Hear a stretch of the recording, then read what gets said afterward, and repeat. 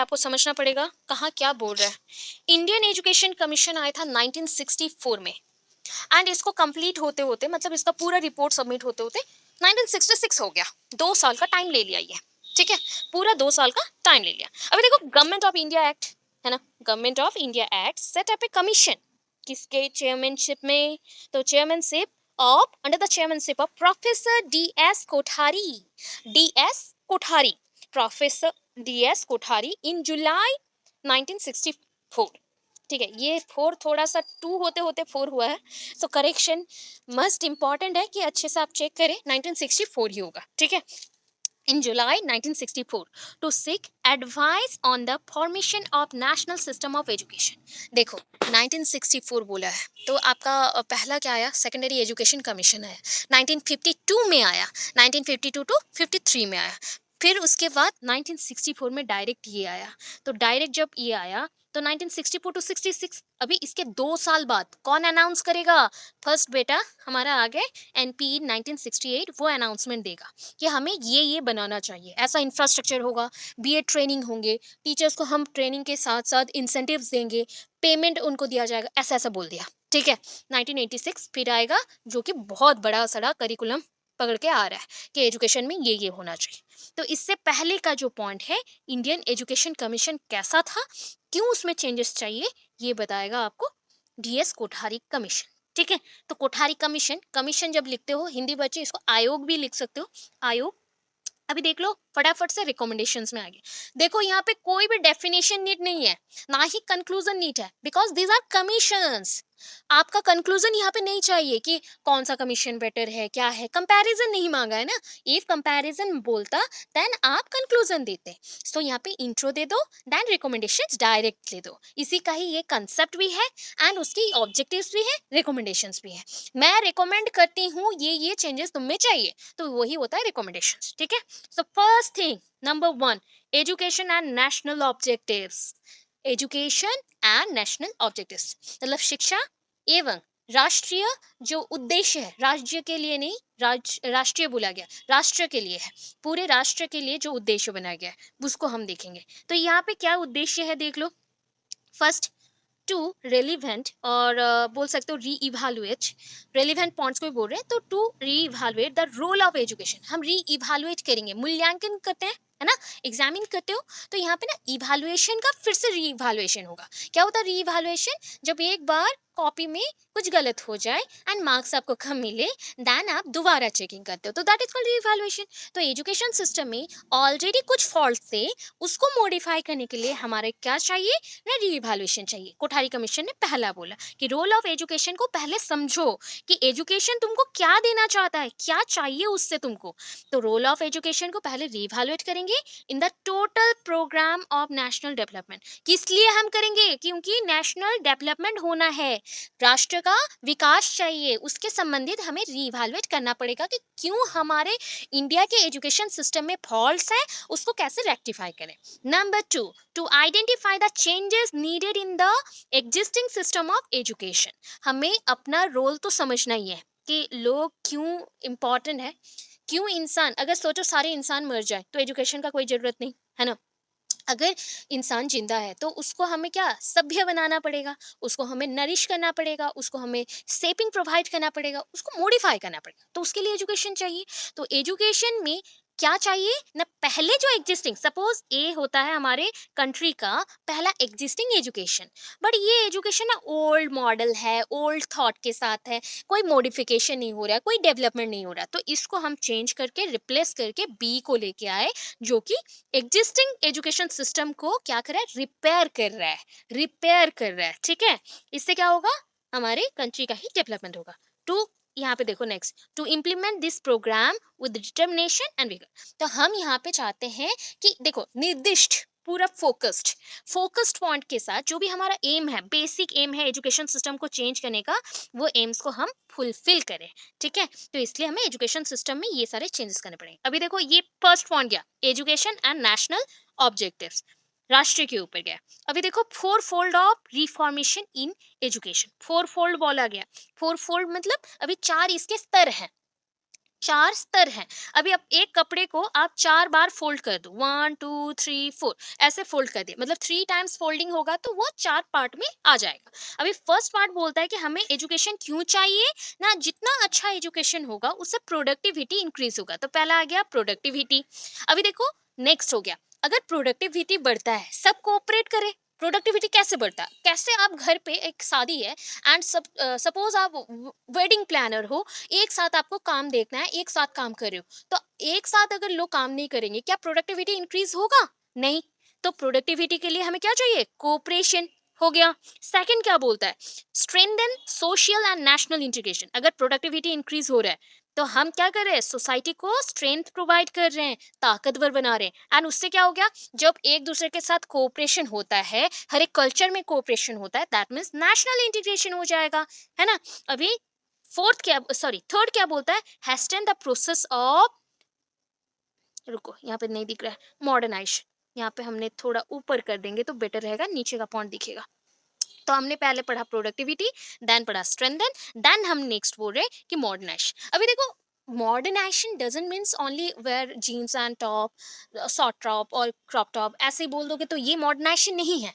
Actual this is not a modernisation, ये तो आप अपने बॉडी को शो कर रहे हो, या फिर बॉडी को वन काइंड ऑफ आप बोल रहे हो कि हम जितने मॉडर्न हो रहे, मतलब वेस्टर्नाइज्ड हो रहे, वेस्टर्न्स में ही ऐसे ही चलते हैं, तो ये चीज़ मॉडर्नाइजेशन नहीं है। डजंट मीन कि आपको कपड़े पहनने का आज़ादी नहीं है, आप जो भी पहन सकते हो, बट ये मॉडर्नाइजेशन नहीं है। Proper modernization means that is a changing और changes from one point to another form. तो अभी बोल रहा है कि एक जैसे आप थे, मतलब सपोज थिंक कर लो कि आप नेगेटिव में थे एंड आप पॉजिटिव में आ रहे हो, तो ये चीज होता है मॉडर्नाइजेशन। जो भी चेंजेस है, ठीक है ना, ये चेंजेस आपको क्या देगा? बहुत कुछ देगा। आपको टूरिज्म देगा, आपका इकोनॉमिक कंडीशन अच्छा होगा, आपका पॉलिटिकल सिस्टम अच्छा होगा, आप सबके सब मिलजुल के रहेंगे, इवन आप अपने नेशन को इंटरनेशनल ग्राउंड पे प्रेजेंट कर सकते हो। तो ये सारा चीज करने के लिए मॉडर्नाइजेशन इंपॉर्टेंट है। हो गया। नेक्स्ट देखो, अभी सब कुछ अगर हो गया तो बच्चों में हमें क्या डेवलप करना है?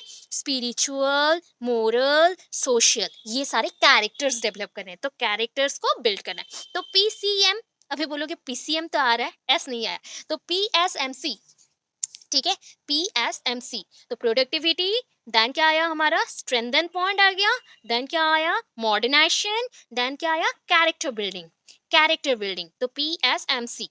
ये फोर फोल्ड है, ठीक है, four fold of reformation in education. And यही होता है शॉर्ट क्वेश्चंस, ठीक है, यहाँ से ही आएगा, ऐसे ही आते हैं 1 मार्क के जो क्वेश्चंस आते हैं ना, ओस्टेड ओटेड में, अब तब बोलोगे कि मैम ये नहीं था, अंदर अंदर पॉइंट्स रहता है, ठीक है। एम ऑफ एजुकेशन अभी देख लेते हैं, क्या करना है एजुकेशन। अभी मैंने जो जो पॉइंट बोला था वही सारे पॉइंट्स हैं, देख लो। First point, to link education with productivity. हमें क्यों चाहिए एजुकेशन ना? पहला चीज है, हमें प्रोडक्टिविटी को अगर इंक्रीज करवाना है तो एजुकेशन के साथ उसको जोड़ना पड़ेगा। जितने लोग एजुकेटेड होंगे उतना ही वो क्या करेंगे? जॉब ढूंढेंगे, एंड जॉब अगर मिल गया तो प्रोडक्टिविटी इंक्रीज होगा। तो उसके लिए क्या चाहिए? Making science as a basic component of education and culture. तो सोचो, कल्चर एंड एजुकेशन को अगर चलाना हो तो उसके बेसिक पॉइंट पे क्या चाहिए, और बेसिक कंपोनेंट कौन चाहिए? Science. Next point, making work experience and integral part of general education. General education का जो हम पॉइंट बोल रहे हैं, मतलब कोर एलिमेंट बोल रहे हैं, सपोज ये जनरली आप वर्क कर रहे हो, बट इसका एक तो सोल होना चाहिए, कुछ एक सेंट्रल पॉइंट होना चाहिए, तो वो है आपका वर्क एक्सपीरियंस। क्या है? Work experience. जितने लोग देखे हो जॉब किसको मिलता है, वहां पे एक पॉइंट होता है ना हमेशा, 15 years experience, 2 years experience, 3 years experience. So वो पहले देखते हैं कि आप एक्सपीरियंस्ड हो कि नहीं। अगर एक्सपीरियंस्ड हो, दैट मीन्स आपको कोई काम सिखाना नहीं पड़ेगा, already you know about this, तो आपको वो चीज पता है, इसलिए वो एक्सपीरियंस वाले ढूंढते हैं। तो वर्क एक्सपीरियंस इसलिए सारे काम के इंटीग्रल पॉइंट पे है, अंदर है। वोकेशनल एजुकेशन होना चाहिए, वोकेशनल बार बार बोल चुकी हूँ, स्किल्स सिखाना। इससे क्या होगा? क्या अर्निंग बढ़ेगा? Improve improvement of the scientific and technological education। Scientific and technological education, IT diploma, sorry IT section में वर्क हो गया, डिप्लोमा हो गया, आईटीआई और any type of engineering etcetera, वो सारे भी साइंटिफिक बोला गया। ये रिसर्च वर्क भी हो सकता है, एमबीबीएस भी हो सकता है, कोई भी टाइप का एजुकेशन हो सकता है जो कि साइंस के साथ लिंक्ड हो। देखो रिसर्च भी मेंशन है। हो गया एम ऑफ एजुकेशन। अभी देखो next, education and social and national integration. अभी देखो एजुकेशन को ऐसे बनाएंगे जो कि फ्यूचर के लिए काम आए। तो confidence in nation's future, confidence किस में होना चाहिए हमारे कंट्री में? पहले ना कॉन्फिडेंस का बहुत ही कमी था, इसलिए ब्रिटिशर्स आके हमें रूल कर रहे थे। हो गया। अभी कॉन्फिडेंस को हमें इंक्रीज करना है, बढ़ाना है। अगर कॉन्फिडेंस बढ़ जाएगा तो एक ना एक दिन हम आगे बढ़ जाएंगे, है ना? Confidence in nation's future. Then देखो नेक्स्ट, ये continuous rise in the standard of living of the people and the reduction in unemployment हो गया। तो हमें क्या किस में बढ़ाना है? स्टैंडर्ड ऑफ लिविंग को इंक्रीज करना है कंटिन्यूअसली, एंड रिडक्शन करना है अनएम्प्लॉयमेंट में। अनएम्प्लॉयमेंट में मतलब बेरोजगारी हटाना है। बेरोजगारी हटाना है। हो गया। अभी देखो और क्या बोला गया? और बोला गया कि आप सबको एडमिशन मिलेगा, आप सबको इक्वल ट्रीटमेंट मिलेगा, एंड ये सारे लोगों के लिए अवेल करवाया जाएगा, सबके लिए ये एश्योरेंस दिया गया। ठीक है। Mutual understanding and respect for the culture tradition of different sections of India. States of India भी बोल सकते हो। तो डिफरेंट स्टेट्स के लिए डिफरेंट कल्चर है, ठीक है ना? जैसे पोचमपल्ली साड़ी पहनते हो, है ना? आप बोलोगे अभी क्या क्या साड़ी मैम बोल रही है? पोचमपल्ली एक साड़ी का नाम है। कांजीवरम जानते हो, है ना? बनारसी सिल्क जानते हो, है ना? मुगा सिल्क है, बनारसी। पश्मीना सॉल है। बहुत सारे वेराइटीज के कपड़े हैं। वैसे ही स्वीट डिशेस में देख लो, बहुत सारे वेराइटीज मिल जाएंगे। कहीं पे जलेबी मिल जाएंगे, रबड़ी मिल जाएंगे, रसगुल्ला मिल जाएगा, छेना पोड़ा मिल जाएगा। सब डिफरेंट टाइप का है एंड डिफरेंट स्टेट्स के हैं, ठीक है ना? बट अगर आप पूरी कंट्री का डेवलपमेंट चाहते हो तो आपको क्या करना पड़ेगा? एक दूसरे को रेस्पेक्ट दिखाना है। अदरवाइज घर पे भी देख लो ना, घर पे भी क्या होता है, चार लोग अगर हैं एंड एक दूसरे को रेस्पेक्ट नहीं दिखाते हैं तो वहां पे झगड़े लग जाते हैं। सेम थिंग है हमारे कंट्री में भी, ठीक है? तो ये चीजों के लिए हमें क्या करना है? Mutual understanding and respect for the all culture tradition of different sections of India. ठीक है, समझ गए? अभी अभी नेक्स्ट पॉइंट में चलते हैं, एजुकेशन एंड मॉडर्नाइजेशन। देखो, मॉडर्नाइज होना है। अच्छा, मैंने क्या बोला? मॉडर्नाइजेशन मीन्स कि खुद के नेशन को इंटरनेशनल ग्राउंड में प्रेजेंट करना, खुद के नेशन को डेवलप करवाना। डेवलप कैसे करोगे? जब एजुकेट हो जाएंगे।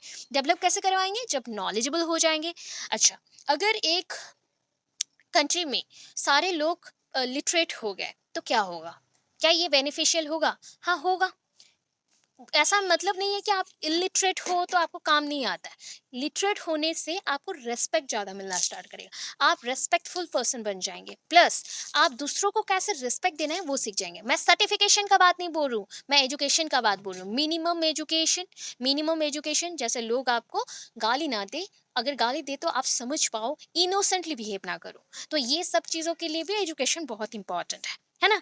तो ये चीज है, एजुकेशन एंड मॉडर्नाइजेशन के लिए क्या चाहिए? Expansion of knowledge and advancement. Advancement, जो भी डेवलपमेंट का एडवांसमेंट हो रहा है उसमें चाहिए, एंड उसके साथ खुद के लाइफ को जोड़ना है।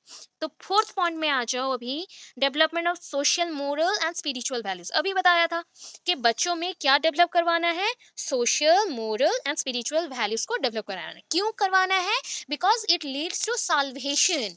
मोक्ष प्राप्ति करना है तो वही एक रास्ता है। ये आपके बॉडी के स्ट्रेंथ को ड्राइव करता है।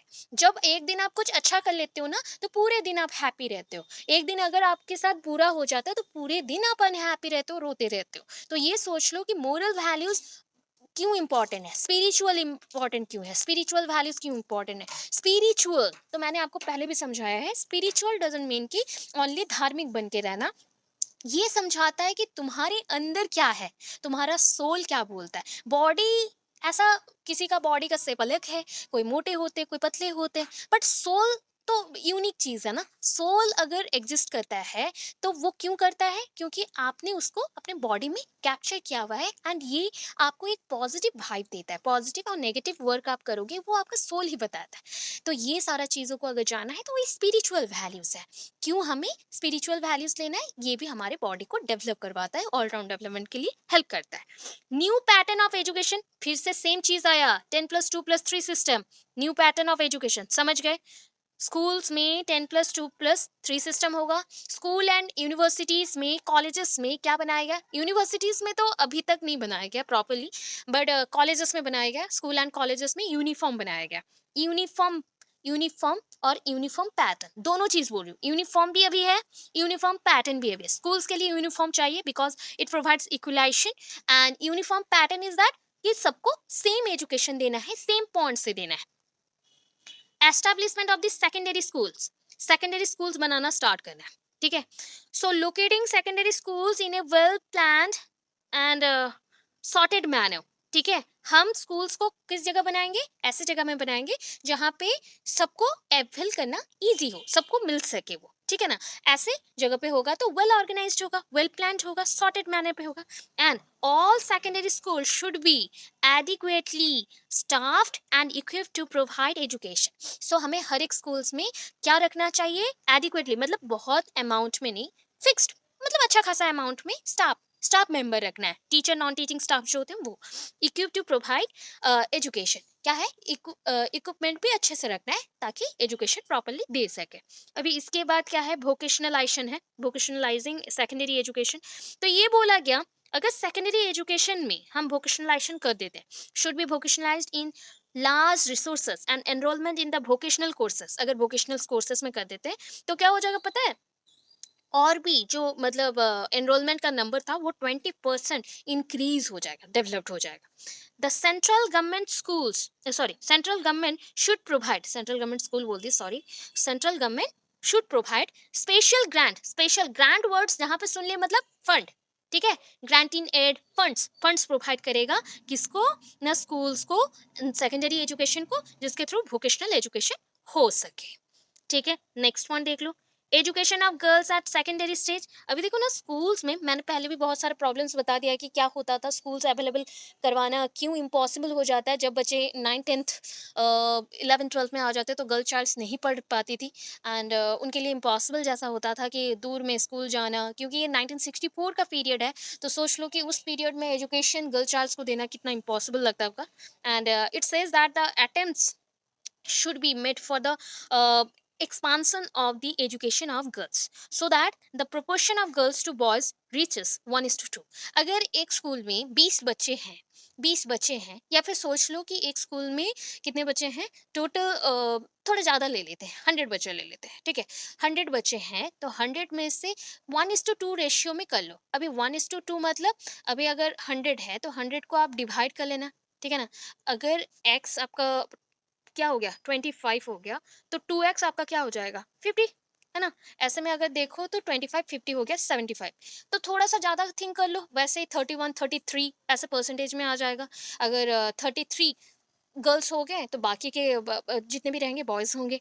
तो ऐसा करते करते ही आगे बढ़ेगा, गर्ल चाइल्ड्स आगे बढ़ेंगे। एंड लॉयर सेकेंडरी स्टेजेस में, लॉयर सेकेंडरी मतलब 9 10 में इसका जो रेंज है 1:3 होना चाहिए, 1:3 होना चाहिए, सॉरी सॉरी गलत बोल दिया, 1:2 होना चाहिए लॉयर सेकेंडरी के लिए, एंड 1:3 होना चाहिए हायर सेकेंडरी के लिए। तो क्या होता था ना पहले के टाइम पे, अगर हम बोलते हैं कि ये 100 बच्चे हैं, 100 में से 25 बच्चे हैं आपके गर्ल्स हैं, तो हम उसमें करते क्या थे कि इतने गर्ल्स को एजुकेशन मिला, मतलब डिफरेंट जोन से आ पा रहे। अभी देखो लॉयर में तो फिर भी आ जाएंगे, आसपास के बच्चे हैं, फादर छोड़ के चले गए ऐसे पढ़ने के लिए, हो सकता है।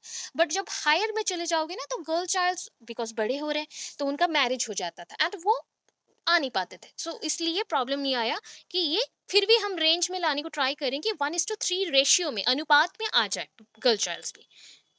अभी देखो नेक्स्ट, स्कूल करिकुलम कैसे होगा। स्कूल करिकुलम सोच लेना कि बच्चों के डेवलपमेंट हो सके, ऐसे ही स्कूल करिकुलम बनना चाहिए। स्कूल करिकुलम मतलब क्या है, करिकुलम वर्ड आता है आपके करियर वर्ड से, करियर, अच्छा मैं थोड़ा लिख देती हूँ आपको, करियर, ठीक है, CURRERE, करियर। करियर मतलब होता है रेस कोर्स, रेस कोर्स, एक पाठ्य योजना को चलाना, एक पाठ्य चर्चा ऐसे बनाएंगे जिसके थ्रू हम पाठ्य योजनाओं को चलाएंगे, ठीक है, जिससे बच्चों को इक्वल एजुकेशन मिल सके। तो सोचो क्या मिलेगा, यूनिवर्सलाइजेशन ऑफ एजुकेशन होगा, है ना, डेवलपमेंट होगा बच्चों का, ट्रेनिंग कॉलेजेस बनेंगे इसके अंडर पे, एंड बच्चों को फ्रीडम दिया जाएगा कि वो कोई भी चीज़ों को क्या कर सकता है, डेवलप कर सकता है, और कोई भी इक्विपमेंट को यूज़ कर सकता है, और न्यू करिकुलम को यूज़ करके वो आगे बढ़ सकता है। तो ये स्कूल करिकुलम का एक पॉइंट था। ऑर्डिनरी एंड एडवांस्ड करिकुलम बनाना है, करिकुला, जब करिकुलम होता है सिंगुलर, प्लूरल हो गया तो करिकुला, ठीक है। तो करिकुला should be prepared by the state. State ने क्या किया, बहुत सारे स्कूल मतलब स्टेट के जो कोच होते हैं, मतलब जैसे कि स्कूल एजुकेशन हो रहा है तो उसके जो इंस्पेक्टर्स होंगे, डायरेक्टर्स होंगे, उन लोगों ने मिलके क्या बना लिया, एक करिकुलम बना लिया, एंड ऑल सब्जेक्ट के लिए कुछ ना कुछ कोर्स बना लिए, एंड इसी कोर्स के थ्रू पढ़ाई होगा बच्चों के लिए। स्टडी ऑफ लैंग्वेज, अभी देखो लैंग्वेज में बहुत ज़्यादा ही चेंजेस आएंगे। Hindi as the official language of the all the countries बोल सकते हो, ऑल ओवर द कंट्री। तो यहाँ पे मेंशन किया गया of the union enjoys an importance next only to the matter, sorry, that of mother tongue। तो यहाँ पे जो लिखा गया, यहाँ पे कट करके आप लिख सकते हो कि Hindi as the official language, Hindi को हमने राष्ट्रीय भाषा मान लिया ना, तो ऑफिशियल लैंग्वेज बोल दिया। बस जो यूनियन टेरिटोरीज है जहाँ पे लैंग्वेज को लैंग्वेज को हम हिंदी रख नहीं सकते, तो वहाँ पे उनका मदर टंग जो है वो यूज होगा, वहाँ पे मदर टंग यूज होगा। अच्छा, अगर आपको वर्क करना ही है, आगे बढ़ना है, सो दैट आपको इंग्लिश भी यूज करना पड़ेगा। तो ये working knowledge of English will be continue to be an asset to students. तो सबके लिए क्या करना पड़ेगा, इंग्लिश एक वर्किंग लैंग्वेज है, बिकॉज आप इंटरनेशनली भी अपने नेशन को प्रेजेंट करना चाहते हो, तो इंग्लिश को रखना पड़ेगा। The most suitable stage for learning three language in the lower secondary class. Lower secondary class देख लो, ठीक है ना, लोअर सेकेंडरी क्लासेस में जस्ट लाइक 8 to 9 मूव कर रहे हो, ठीक है ना, 8 to 9 मूव कर रहे हो, तो starting from the 8th class ये स्टार्ट हो जाएगा। अभी बोलोगे मैम लोअर सेकेंडरी तो आपने बोला था 19, बट यहाँ पे मेंशन है कि 8 to स्टार्ट हो रहा है, कि हम यहाँ पे 3 लैंग्वेज फार्मूला यूज करेंगे। क्या है? 3 लैंग्वेज फार्मूला। ये क्वेश्चन आता है, 3 language formula devised by which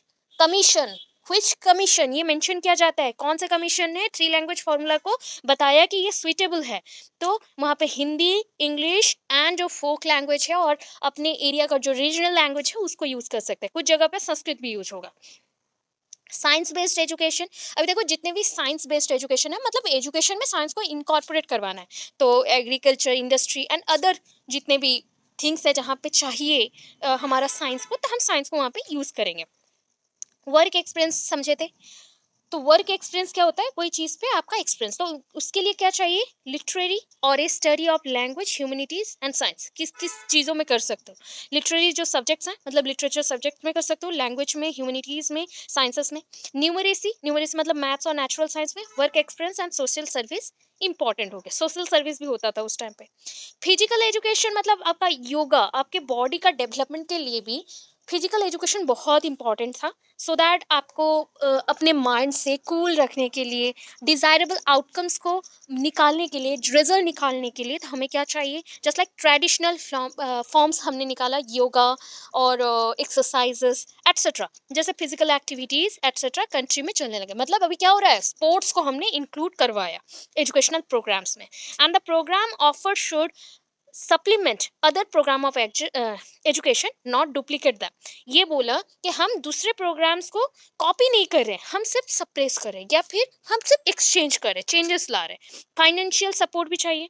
education in moral and spiritual values, ये तो सिंपल सा चीज़ है कि आपको एजुकेशन ऐसा दिया जाएगा जैसे कि आपका चेतना खुल जाए, मतलब आप कॉन्सियस माइंड में सब कुछ जान सको, सारा कुछ ऑर्गेनाइज कर सको, आपका social, moral, spiritual values increase हो। अभी देखो मेथड्स ऑफ टीचिंग में क्या रख दिया, मेथड्स ऑफ टीचिंग में कंबाइनिंग, यहाँ क्या है, परमिशन वाला है, ठीक है, परमिशन और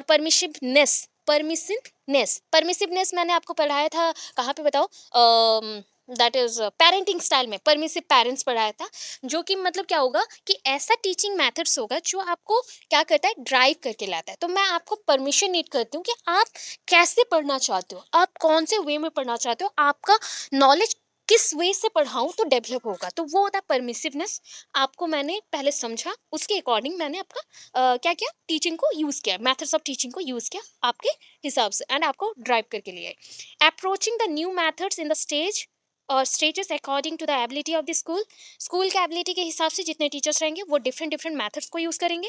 and giving necessary in service training to teachers, ये तो बहुत इंपॉर्टेंट है, टीचर्स को इन सर्विस ट्रेनिंग देना चाहिए। अभी देखो इवैल्यूएशन, तो इवैल्यूएशन एक कंटिन्यूअस प्रोसेस है, it's a continuous process and that should be an integral part of the secondary education, because पहले के टाइम पे छोटे बच्चों का एग्जामिनेशन नहीं होता था, ओरल हो जाता था, मौखिक, बट अभी के टाइम पे, अभी का मतलब 1964 से थिंक कर लो कि बच्चों को एग्जामिन करना बहुत इंपॉर्टेंट है, अदरवाइज हम जान नहीं पाएंगे कि उनका कौन से चीज़ में वो वीक है और आगे नहीं बढ़ पा रहे।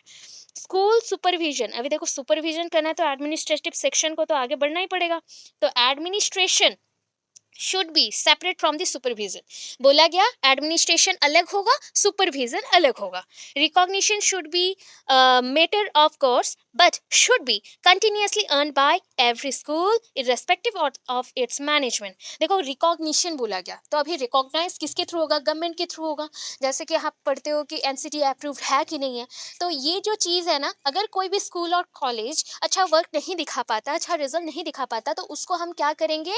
उसको हम अपने एनसीटी का जो लिस्ट है उससे निकाल देंगे। ऐसा भी होगा। तो ये क्या है कि हम क्या मैनेज करते हैं वो मैटर नहीं करता, ये मैनेज करता है कि वहाँ पे कैसे काम हो रहा है, कैसे हम बच्चों को पढ़ा रहे हैं और उस अकॉर्डिंग रिजल्ट्स क्या आ रहा है। Every school should have two types of inspector, दो टाइप के इंस्पेक्टर चाहिए, एक है एनुअल इंस्पेक्टर एंड एक है टर्मिनल इंस्पेक्टर। और आप बोल सकते हो जस्ट लाइक क्विनक्वेनियल, सॉरी क्विनक्वेनियल, मेरा फंबल हो गया, इतना टाइम से पढ़ा पढ़ा के, क्विनक्वेनियल। तो ये होता है मतलब आपको क्वार्टरली बोल सकते हो कि एक होता है एनुअल, एक साल में एक बार आएंगे इंस्पेक्शन के लिए। फिर आते हैं टर्मिनल, और सॉरी टर्मिनल बोल रही हूँ, एनुअल जो है टर्मिनल भी वही है, ट्राइनोमियल और ट्राइनियल बोल सकते हो, ट्राइनोमियल भी बोल सकते हो। तो नोमियल होने से नेमिंग हो जाएगा, बट ट्राइनियल होगा। ट्राइनियल मतलब 3 महीने में एक बार, और आपका जो क्वेनियल है वो है आपका ऑलमोस्ट 4 महीने में एक बार और 5 महीने में एक बार, मतलब 6 में भी हो सकता है या 5 में भी हो सकता है, वो डिपेंड करता है कि कितने सारे इंस्पेक्टर्स हैं उसके अकॉर्डिंग। ट्राइनियल बोला गया, बाइनियल होता है, ट्राइनियल होता है, बट बाइनियल मोस्ट प्रोबेबली नहीं किया जाता। अभी के टाइम पे रखा गया एसएमसी के अकॉर्डिंग, बाइनियल भी रखा गया, बट पहले के टाइम पे ट्राइनियल था, क्वेनियल था एंड एनुअल था। ठीक है, एनुअल, ट्राइनियल, क्विनक्वेनियल। सो ये याद रखोगे, जस्ट लाइक होता है ना ट्राइमिस्टर, सेमिस्टर, तो वैसे टाइप का। अभी देखो क्या है, इन सर्विस ट्रेनिंग ऑलरेडी पढ़ चुके हो। देखो अभी लास्ट पॉइंट में आ चुके हैं, क्रिटिकल एस्टिमेट। मतलब क्या है ना, ये कमीशन से आपने क्या सीखा? This commission was a unique one, ये सबसे अलग था, बिकॉज इसने एलिमेंट्री से स्टार्ट किया, यूनिवर्सिटीज तक गया। ठीक है, इसलिए इसको इंडियन एजुकेशन कमीशन हमने बोला। मतलब ऑल टोटल इंडिया के बारे में सोच रहा है, ये सिर्फ एक जगह के एक स्कूल के बारे में नहीं सोच रहा, ऑल टोटल सोच रहा है। इसने मतलब फंड्स का भी सोच लिया, इसने प्राइमरी सेक्शन का भी सोच लिया, सेकेंडरी का भी सोच लिया, यूनिवर्सिटी का भी सोच लिया, मदर टंग के बारे में सोचा, इंस्पेक्टर्स के बारे में सोचा जो चेक करेंगे, सुपरवाइज करेंगे, एडमिनिस्ट्रेटिव सेक्शन को अलग रखा, सबके बारे में सोचा। तो ये एक यूनिक वन थे and it dealt with education as a whole, complete education system को ये इसने जज किया। The crucial role of education in national development appears in all, and it's just like vividness on every page of the report. मतलब अगर आप check करना चाहो इसका मेन रिपोर्ट को, तो आपको विविडनेस मतलब वेराइटीज में क्या मिल जाएंगे कि कैसे एजुकेशनल सिस्टम में हमने वेराइटीज में चेकिंग किया है, चेक पॉइंट्स रखे हैं, जस्ट लाइक होता है ना टोल गेट, वैसे यहाँ पे चेक पॉइंट्स हैं जो कि ईच एंड एवरी पॉइंट को जज कर रहा है। एंड उसके बाद आपको दिखा रहा है कि नेशनल डेवलपमेंट अगर करना है तो एजुकेशन सिस्टम में कितना चेंजेस चाहिए। And it is an achievement, ये माइंड ऑफ इंफॉर्मेशन, मतलब ये कंप्लीट इंफॉर्मेशन है हर एक लोगों के लिए, एंड विजडम, नॉलेज का भरा हुआ भंडार है। एंड ये कमीशन टोटली एक खुद में कंप्लीट पॉइंट था। एंड जिससे आप देखोगे तो ये पता चलेगा कि इसका जो ट्रांसफॉर्मिंग मटेरियल है, मतलब ये ट्रांसफॉर्म करना चाहता है, मॉडर्नाइज करना चाहता है एग्जिस्टिंग सोशल ऑर्डर को। मतलब सोशल क्लास को अगर चेंज करना हो तो we need transforming forms of education. देखो अभी ना आप लोगों के अंदर भी मैं थोड़ा सा ये कर सकती हूँ, कुछ बच्चे रहते हैं तो वो थिंक करते हैं कि मैडम फंबल करी तो वहाँ पे उन्होंने गलत बोल दिया, भाई मैडम को कुछ नहीं आता। अब बोलेंगे, कुछ लोग बोलेंगे नहीं मैडम पढ़ा बहुत अच्छा है। ये नॉर्मली रहता है, हमारे भी साइकोलॉजी वही था। ये है साइकोलॉजी। इंसान बहुत टाइम जो चीज़ करता है उसमें वो क्या हो जाता है ना, जब सुपेरियर हो जाता है वो थिंक करता है कि हाँ वो बहुत अच्छा है। बट यहाँ पे हमें इक्वलनेस रखना है, तो एक कामनेस चाहिए, शांतिपूर्वक सब कुछ हैंडल करना, एक इक्वलाइजेशन चाहिए, मतलब सबको इक्वल सोचना। जस्ट लाइक होता है ना, चक दे मूवी देखी हो, हाँ चक दे इंडिया जो भी था हॉकी के रिलेटेड, तो वहाँ पे एक पॉइंट बोला गया था, शाहरुख खान पूछता है कि तुम कहाँ से आए हो, मतलब सारे प्लेयर्स को पूछ रहा है, तो सबने बोला मैं हरियाणा, मैं झारखंड, मैं छत्तीसगढ़, ऐसा ऐसा। बट वहाँ पे एक्चुअल क्या चीज़ था कि वो सुनने चाहते थे कि वो इंडिया से है ना। सो वो उसी चीज़ को करने के लिए, होल इंडिया को कंप्लीट करने के लिए, कम्प्लीटली मॉडर्नाइज करने के लिए इन्होंने starting from primary education to university, university मतलब पूरा एजुकेशन सिस्टम को रिफॉर्म करने का ट्राई किया। तो इसलिए ये बहुत इंपॉर्टेंट है and each and every page में उसी चीज़ को उन्होंने रिफ्लेक्ट करवाया है। ये हमारा एक राइट जैसा है, ये एजुकेशन कमीशन वर्किंग हुआ था, बहुत टाइम तक वर्किंग हुआ था, बिकॉज इसके ही पॉइंट्स को लेते हुए ईच एंड एवरी कमीशंस में यूज हुआ है बहुत सारी चीज़ों में। ये हमारा सारा कुछ डेवलपमेंट कर रहा है, ये हमें इकोनॉमिकली भी स्टेबल बना रहा है, वोकेशनलाइज कर रहा है, तो ये बहुत इंपॉर्टेंट एक कमीशन था। ठीक है, इतना ही है।